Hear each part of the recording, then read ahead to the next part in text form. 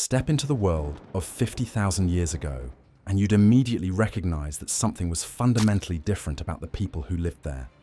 The Neanderthals. We've long reduced them to a crude stereotype.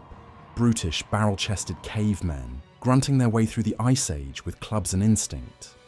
But what if that image is not just inaccurate, but completely backward? Because their bodies weren't just built for survival. They were forged in a world that demanded constant vigilance, raw strength, and relentless resilience. A world where one mistake could mean getting gored by a mammoth or mauled by a cave lion. Their skulls alone were architectural marvels of biological engineering. Unlike our relatively delicate craniums, Neanderthal heads were built like protective helmets, thick, reinforced, and designed for impact. That pronounced brow ridge wasn't just decoration. It served as a shock absorber and anchor point for jaw muscles powerful enough to crunch through bones that would challenge modern industrial equipment. The sheer thickness of their skull walls, often double that of modern humans, formed a biological armor. In a headbutting match, your skull wouldn't just lose, it'd shatter like an eggshell. Neanderthals possessed deep, barrel-like ribcages that functioned like high-performance engine chambers. This expansive thoracic space housed lungs capable of processing massive amounts of oxygen, crucial for delivering the explosive burst of energy needed when wrestling a woolly mammoth to the ground or engaging in life-or-death combat with cave bears. Their lung capacity was estimated to be 15 to 20% larger than ours.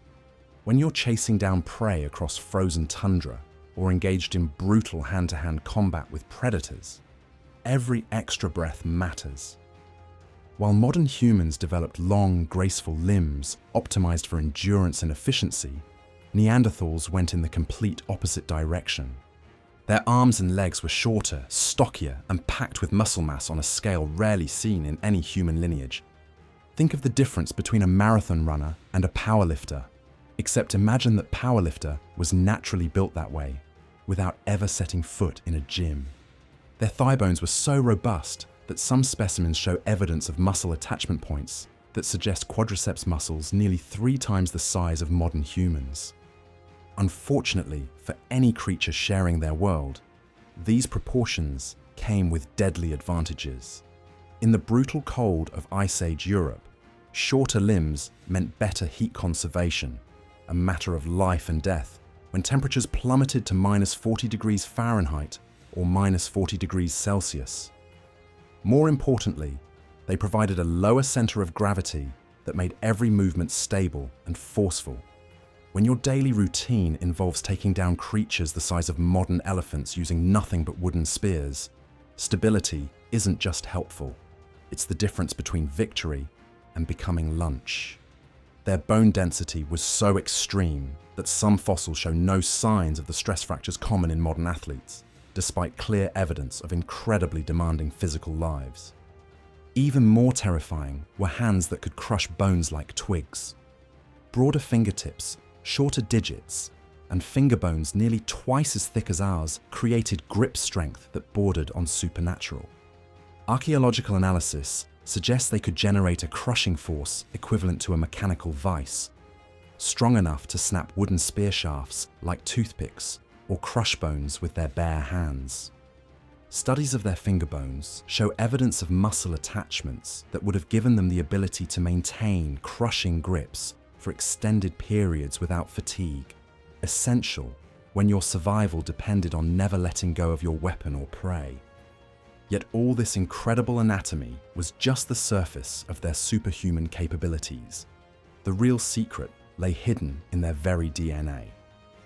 Despite sharing 99.9% of our genetic code, the remaining 0.1% carried the blueprints for what were essentially biological superhumans. That tiny difference was the product of countless generations of adaptation and refinement, fine-tuning the human body for maximum power output, and the numbers were staggering. Key genetic variations, particularly in the LRP5 gene, produced bone density off the charts compared to modern humans. Imagine constructing a building with regular concrete versus reinforced steel.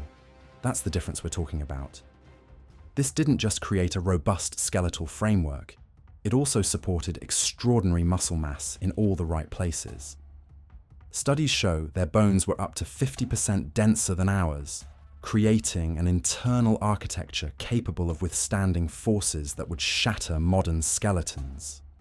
Worse still, their very DNA was optimized for destruction. Where modern humans developed efficiency and endurance, Neanderthal genetics optimized for explosive power and raw strength. They possessed a higher percentage of fast-twitch muscle fibers, the kind that generate sudden, devastating bursts of power rather than sustained activity. They were essentially biologically engineered for a world where every moment demanded maximum performance. A living, breathing powerhouse, designed by millions of years of brutal natural selection.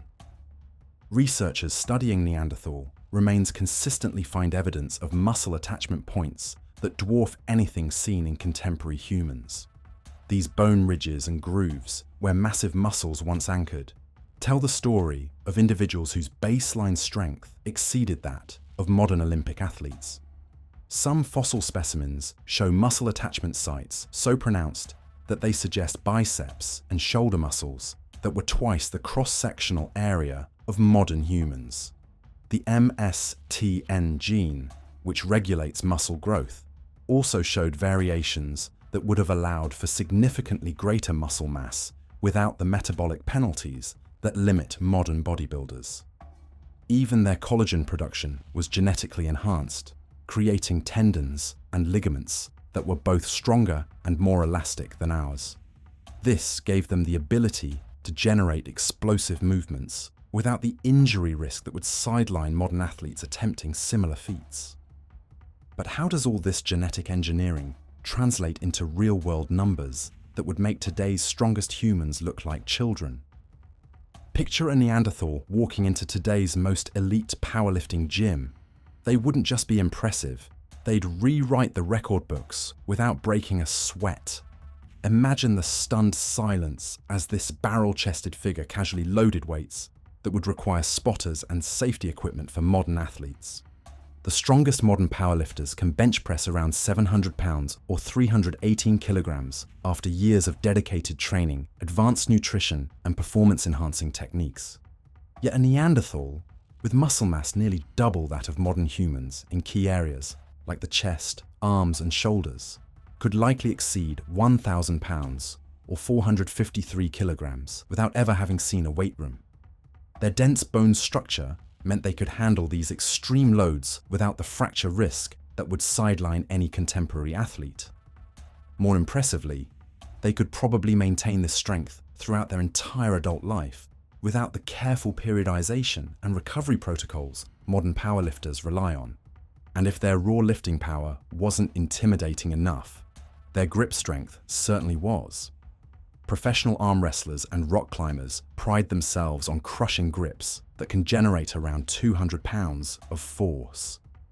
Neanderthal hand fossils suggest crushing capabilities approaching 400 pounds, enough to pulverize walnuts into powder or leave permanent impressions in solid wood.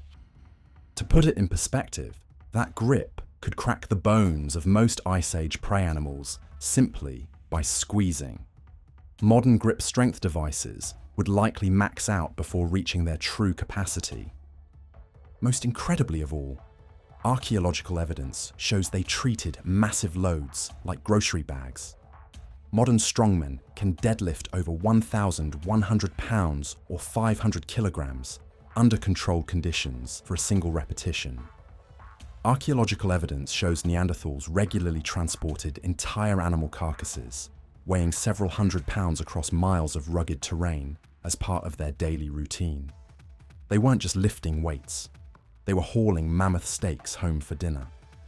Evidence from butchering sites suggests they could carry loads equivalent to 60 to 70% of their body weight over long distances, something that would hospitalize most modern humans.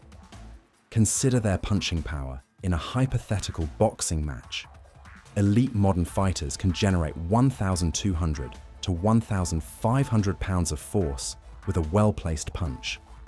Given their superior muscle density and reinforced bone structure, a Neanderthal's punch might have delivered 2,000 to 3,000 pounds of force, enough to shatter a human skull with a single blow.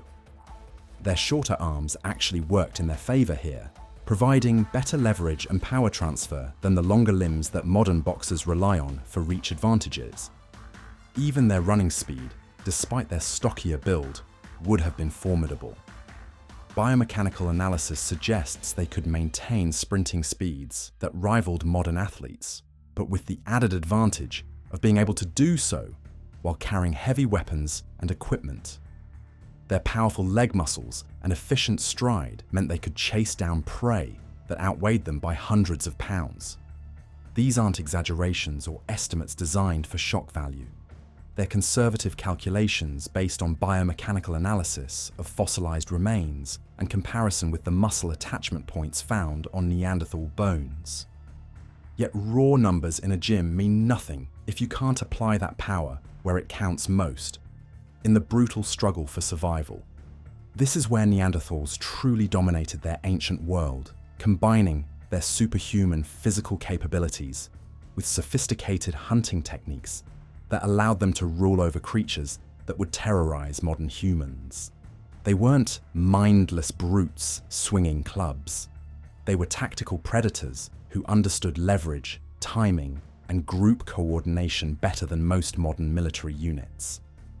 Archaeological sites across Europe tell the story of coordinated hunts that took down woolly mammoths, cave bears, and giant elk, prey animals that stood over 10 feet tall and weighed several tons. At La Brea tar pits and similar locations, researchers have uncovered evidence of Neanderthal hunting grounds, where massive predators and herbivores alike fell to these ancient powerhouses. The sheer volume of remains at some sites suggests hunts that lasted days and involved entire family groups working in perfect synchronization. Their signature weapon, wooden spears nearly 7 feet long with fire-hardened tips, required tremendous strength to wield effectively. Unlike modern hunters who rely on projectiles, Neanderthals engaged in close-quarters combat, driving these spears into charging megafauna through sheer physical power. The Schoningen spears, discovered alongside butchered remains of 35 horses, provide direct evidence of their devastating effectiveness. Analysis of the spear tips shows they were capable of penetrating hides over an inch thick and could pierce bone when driven with enough force that only Neanderthal musculature could provide.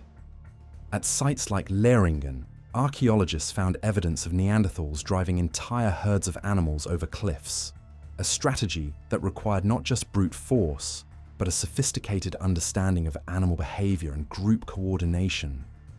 They transformed their environment into a killing machine, using their strength to guide massive creatures toward natural traps. Some sites show evidence of constructed barriers and funneling systems that channeled prey toward drop-offs, revealing engineering capabilities that complemented their physical dominance. While modern persistence hunters might track prey for days, Neanderthal groups could isolate and eliminate targets in coordinated ambushes that lasted minutes rather than hours. Their powerful builds allowed them to plant spears at angles in the ground, creating stationary weapons that impaled charging animals using their own momentum, a technique that combined physics with raw power to devastating effect. Evidence from multiple kill sites suggests they could process an entire mammoth carcass in under 24 hours, using their incredible strength to break down massive bones and extract marrow that would be impossible for modern humans to access without power tools. Even their tracking abilities were enhanced by their physical capabilities. Their powerful leg muscles allowed them to maintain pursuit over terrain that would exhaust modern hunters, while their enhanced grip strength meant they could climb rock faces and navigate obstacles while carrying heavy equipment. They were essentially living weapons systems optimized for taking down the most dangerous creatures of their era. With such overwhelming dominance over their world, it seems impossible that these biological titans could simply disappear. Yet that's exactly what happened. Neanderthals were victims of their own success. Their massive, muscle-dense bodies required enormous caloric intake to function. They were essentially biological Formula One cars that needed constant refueling with high-quality food. When climate change began eliminating the large game animals that formed the core of their diet, their strength became a liability rather than an asset. A single Neanderthal required nearly 4,000 to 5,000 calories per day to maintain their muscle mass, compared to the 2,000 to 2,500 calories needed by early Homo sapiens. When megafauna populations crashed during rapid climate shifts, this metabolic demand became unsustainable. Meanwhile, Homo sapiens developed extensive social networks that functioned like ancient supply chains, sharing resources across vast distances. While Neanderthal groups remained small and isolated, rarely exceeding 25 to 30 individuals, our ancestors created connections that provided backup options during times of scarcity.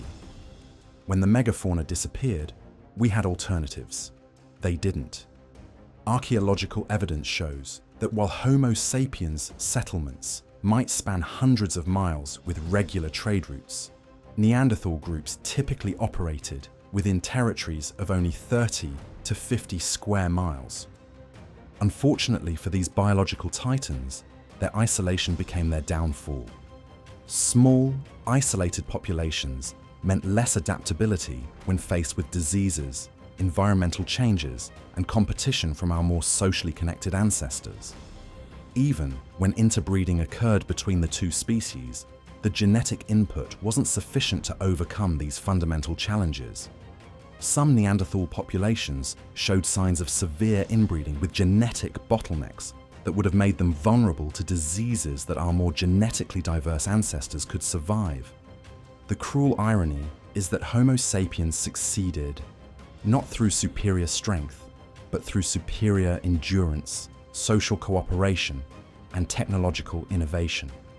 We were the distance runners in a world that was shifting away from requiring powerlifters. Our leaner builds and lower energy requirements became advantages in a changing world where resources were becoming scarce and mobility was becoming essential. When the ice sheets retreated and forests replaced open tundra, our ancestors could adapt their hunting strategies and diet. Neanderthals, specialized for taking down large prey in open terrain, struggled to adjust to the smaller, more agile game that dominated the new landscape.